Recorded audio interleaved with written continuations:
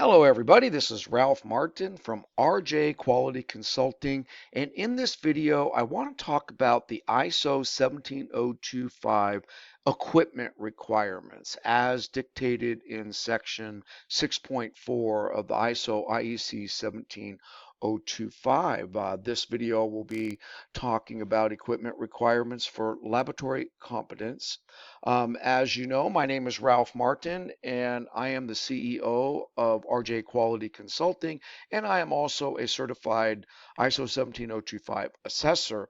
And in this video, I'd like to talk about the requirements for your laboratory to meet the requirements of equipment requirements as dictated in section 6.4 of the standard. So without further ado, let's get started. First of all, the standard is broken up. I'm going to go kind of through a presentation agenda. We'll go through the overview of ISO 17025 Section 4, or I'm sorry, Section 6.4, which is the general requirements for laboratory equipment. We'll talk about calibration, verification, and maintenance procedures, handling, storage, and protection of equipment, and the records and documentation of equipment management that you would need to do in the laboratory to pass a audit in this section of the standard. So what we'll do is we'll go ahead and proceed. The overview of the standard section 6.4. And so first of all, the section 6.4 is broken up into subclause elements. We'll start off with subclause 6.4.1, and that states that the laboratory shall have access to equipment. And this includes, but not limited to, measuring instruments, software, measurement standards, reference materials, reference data, reagents, consumables, or auxiliary apparatus that is required for the correct performance of laboratory activities that can influence the results. So basically what this subclause is stating is that the laboratory personnel shall have access to this equipment, and this includes measuring equipment and the software and even the measurement standards and reference material. Now, if you're familiar with the standard, you also know that in addition to the clause elements and the subclause elements, periodically you will get a note in the standard as well. There are actually two notes in this section of the standard, Note 1 and Note 2. Note 1 talks about the fact that there is a multitude of names that exist when it pertains to reference materials or certified reference materials, and including reference standards. It could be called calibration standards, standard reference materials, or quality control materials. All of these are dictated by ISO 17034 type of approved material. So the standard ISO 17034 contains additional information on reference material producers, what we call RMPs. An RMP that meets the requirements of ISO 17034 are considered to be competent providers.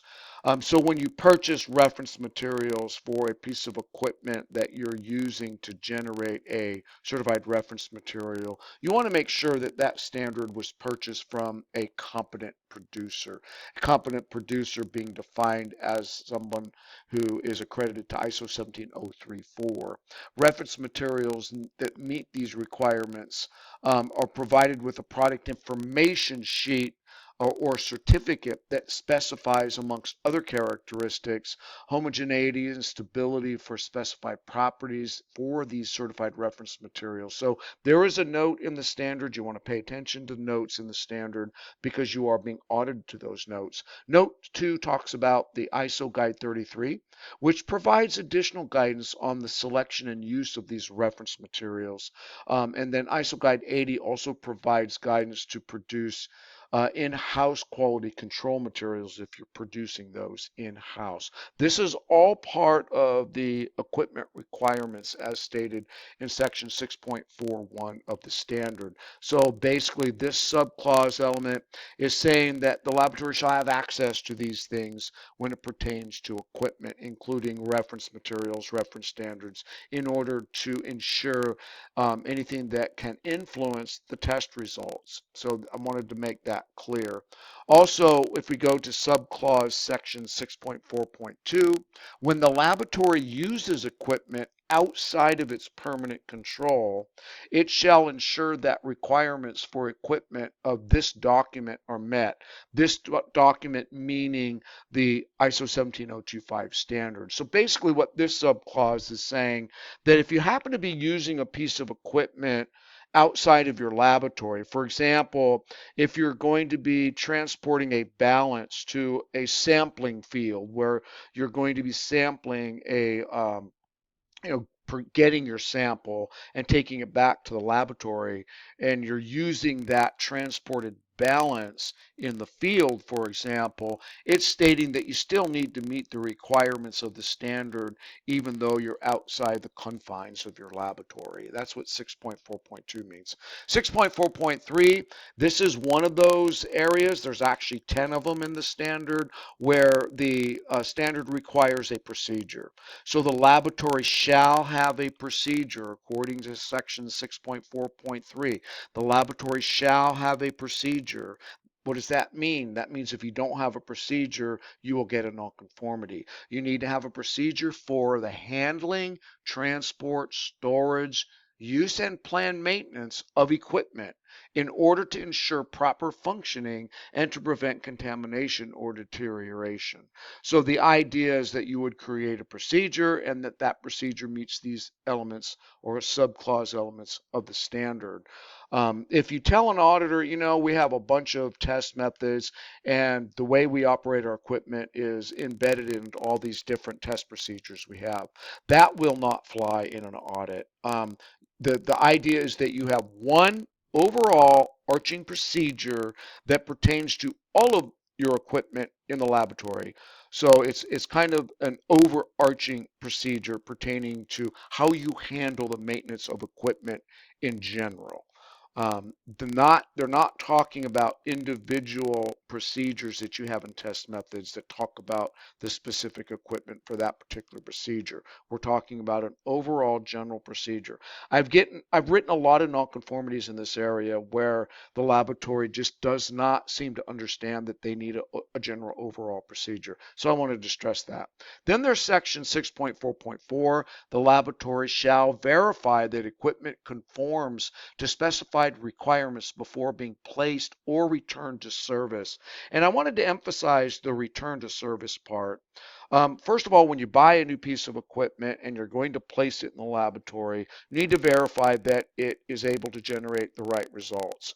The same is true if the piece of equipment leaves the laboratory for some reason, like you're sending it out to be calibrated. For example, you're sending a piece of measuring equipment like a balance or a pipette or a thermometer or something to be calibrated, for example. When that piece of equipment comes back into the laboratory, hence return to service, you need to make sure that you verify that piece of equipment and that it works. For example, you might verify your balance with reference weights to make sure that it's still able to give a good result for weighing. The same is true for a thermometer. You might measure it against a reference thermometer to make sure that it's reading the right temperature when it gets returned to service. That's what 644 is talking about.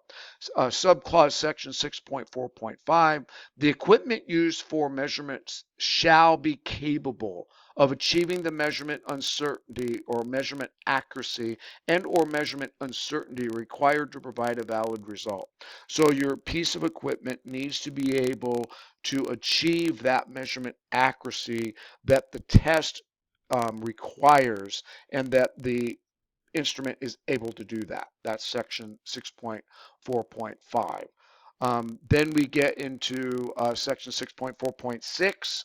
Measuring equipment shall be calibrated when. So there shall be calibrated when, and there are two slash marks. Measurement equipment shall be calibrated when the measurement accuracy or measurement uncertainty affects the reported result, and or calibration of the equipment is required to establish the metrological traceability of the reported result. These are the two areas that this is when you need to make sure that measurement equipment is calibrated. Measurement equipment shall be calibrated when, and then these two items. And then it says, note, types of equipment having an effect on the validity of the report results can include those used for the direct measurement of the measure and, e.g., use of a balance to perform a mass measurement.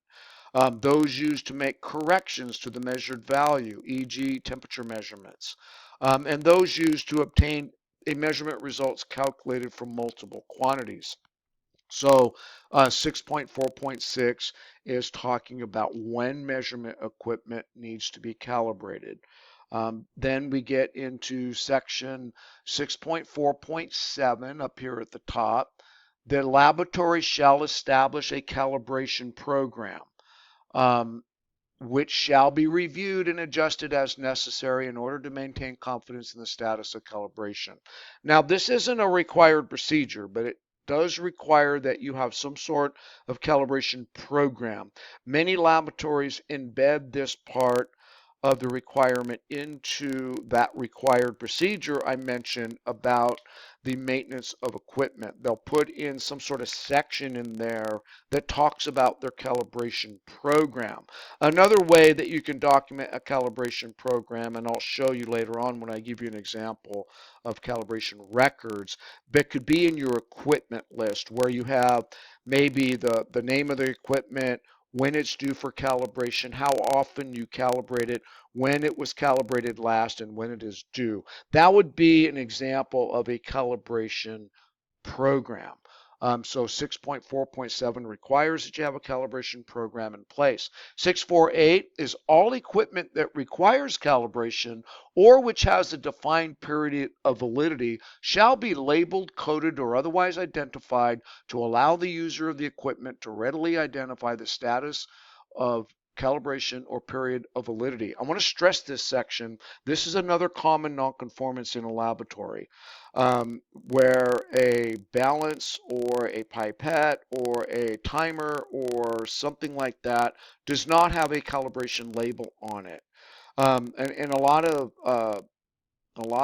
lab managers will argue this point and say, well, the standard doesn't say you have to have a label. No, it doesn't say you have to have a label.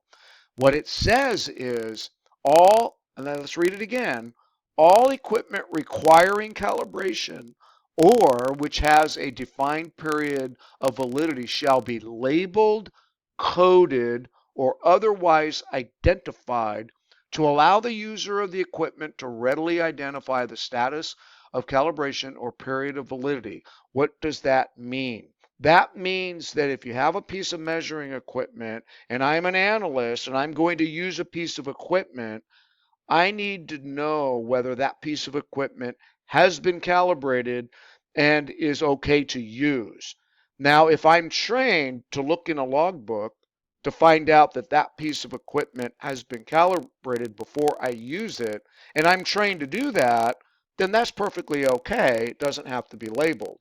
Or if it's in the case of a pipette, if I pick up the pipette and I can just look at the pipette and look at a label to determine that it's been calibrated, that might be the best way to let the analyst know. But I've been in situations where I'll be auditing a lab and I'll say something like, has your balance been calibrated? I had one situation where the lab manager said, yeah, it's been calibrated. It's in one of these notebooks over there. Here, let me see if I can find it. And then he spent the last hour looking for it. So the reason there's a nonconformity there is if he can't find that lab notebook, I'm pretty sure that the analyst who's using the balance doesn't know whether it's been calibrated or not, because he probably can't find that notebook either. So if it's not readily available for him to know that that piece of equipment is okay to use, then you do not meet the requirement of section 6.4.8. So keep that in mind. It could be in a lab notebook, it could be on the equipment itself, it could be in a table that's underneath the equipment, as long as the analyst is trained to look wherever he is supposed to look to determine that it has been indeed calibrated. Or when it's due, maybe it's past due and they realize, oh, I can't use this piece of equipment because it's out of calibration. That's the intent of the standard. 649, equipment that has been subjected to overloading or mishandling, gives questionable results, or has been shown to be defective or outside specified requirements, shall be taken out of service. It shall be isolated to prevent its use or clearly labeled or marked as being out of service until it has been verified to perform correctly. And here's a common nonconformance. The laboratory shall examine the defect, the effect of the defect or deviation from specified requirements, and shall initiate the management of nonconforming work procedure. See section 710. So what does that mean? That means if you find that you have a piece of equipment that does not work, even though you label it and put out of service, you need to generate a nonconformance and literally document that on a nonconformance report. I've seen many laboratories where I'll see something labeled out of service and then I'll ask, can I take a look at the nonconformance that you wrote for that? They might say, well, we didn't need to write one. Well, you actually do need to write one because it says right here that you do. So section 649 specifically states that when a piece of equipment has been taken out of service or does not work, that the laboratory shall examine the effect of the defect or deviation from specified requirements and shall, this is a shall statement, initiate the management of nonconforming work procedure. So yes, you need to write a nonconformity even if it's isolated. So I've had a lot of people argue with me about that, but it is a shall statement and it's in the standard. 6410, when intermediate checks are necessary to maintain confidence in the performance of the equipment, these checks shall be carried out according to a procedure. An example of this would be a balance, right? You have, a company come out and calibrate your balance once a year, right? But what happens if that calibration company comes out on say 11/18/2025, calibrate your balance, then they come out on 11/18/2026 and then find that your balance was out of calibration, and then they recalibrate it and then slap a new label on it. Now you have a year's worth of data that is suspect because you don't know if that balance went out of calibration on 11/17 of 2025 or 11/19 of 2025 or 11/19 of 2026 or 11/17 of 2026. So you would have a year's worth of data that is suspect. So what you would need to do is check your balance with reference weights during in the in-between times, like maybe daily. Basically, when do you feel comfortable? Like I get a lot of questions. Well, how often should I check my balance then? Well, how often are you comfortable of using it that you don't know if it's been calibrated? For example, if you use reference weights once a month, and January 1st you check it, February 1st you check it and found out that it didn't read right, well, now you have a month's worth of data that's suspect. So how often do you use the balance? You may decide that you need to check your reference weights every day and then maintain a log. That would be an example of um, when intermediate checks are necessary. In the case of a balance, I would say intermediate checks are necessary if you're maintaining your balance yearly, because yearly it's too far of a period. If they find that your balance was out of calibration, you don't know when it went out of calibration unless you check it um, with intermediate checks. And you do need to do that in accordance with the procedure. Many labs, again, will put that in their main equipment maintenance procedure to state that these are done Our balances are done with intermediate checks. Maybe I have a few thermometers and incubators that I periodically check, intermediate checks with another reference thermometer, things like that. And then we get into section 6411 when calibration and reference material data include reference values or correction factors. The laboratory shall ensure that reference values and correction factors are updated and implemented as appropriate to meet specified requirements. An example of this could be comparing a thermometer and an incubator that is not a calibrated thermometer to a reference thermometer that is traceable to the SI units through NIST. So you're comparing a non-calibrated thermometer to a calibrated one, and you might have a correction factor of like 0.5 degrees centigrade, and it's pretty consistent. You would want to basically document that correction factor as appropriate and update to meet specified requirements. That's what section 6411 is all about. This is especially useful when a laboratory has multiple incubators, for example, because reference thermometers are very expensive.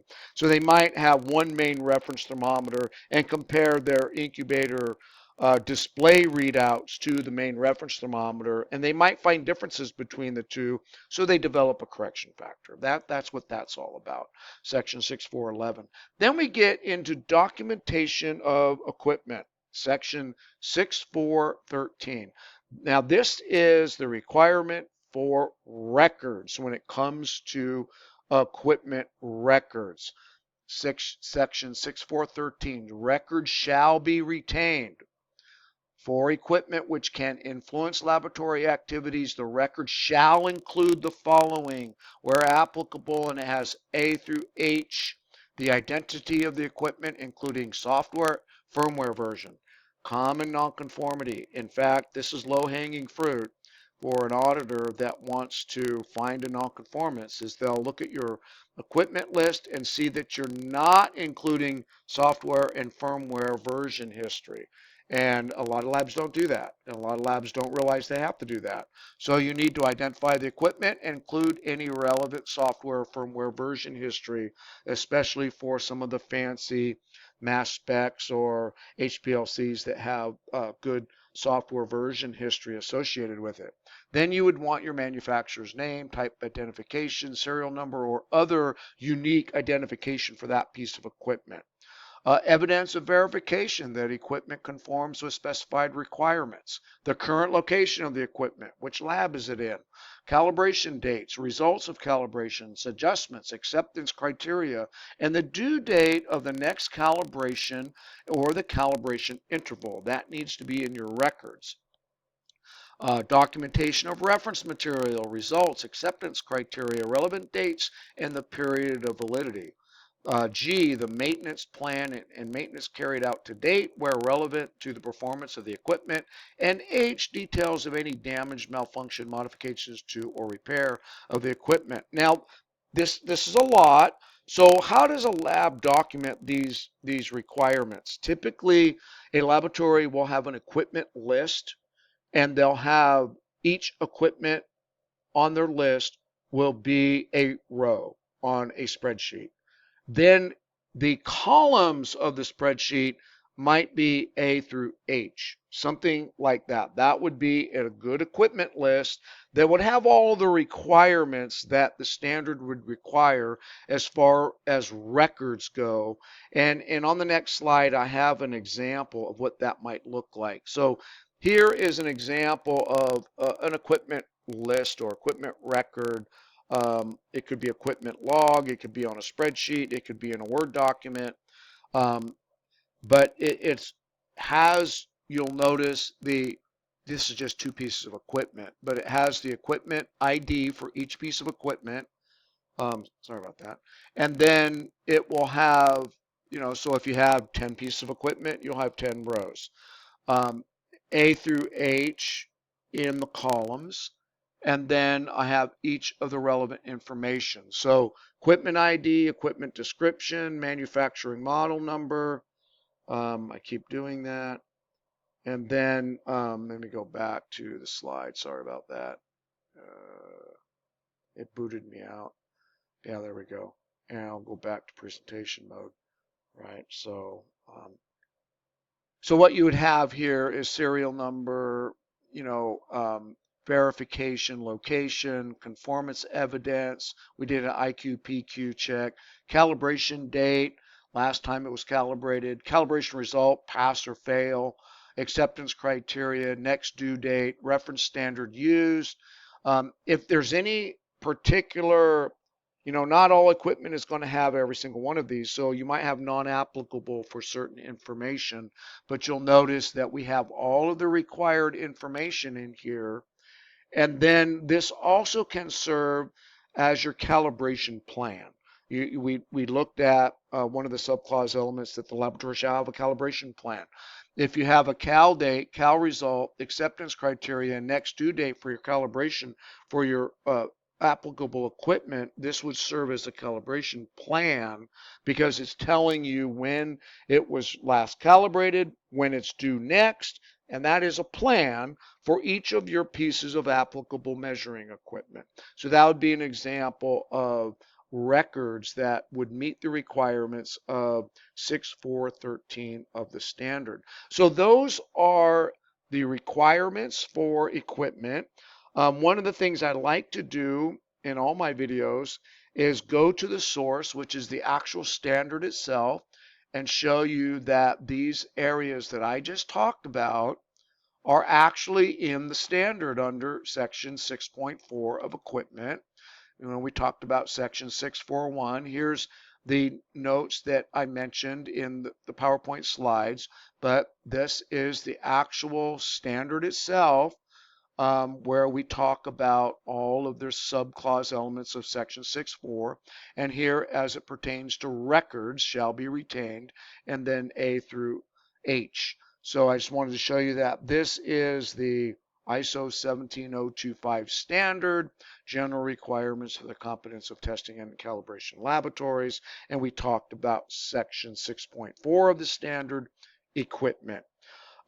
Right now, I'm recording this video on YouTube. I have a full-blown blog article on equipment.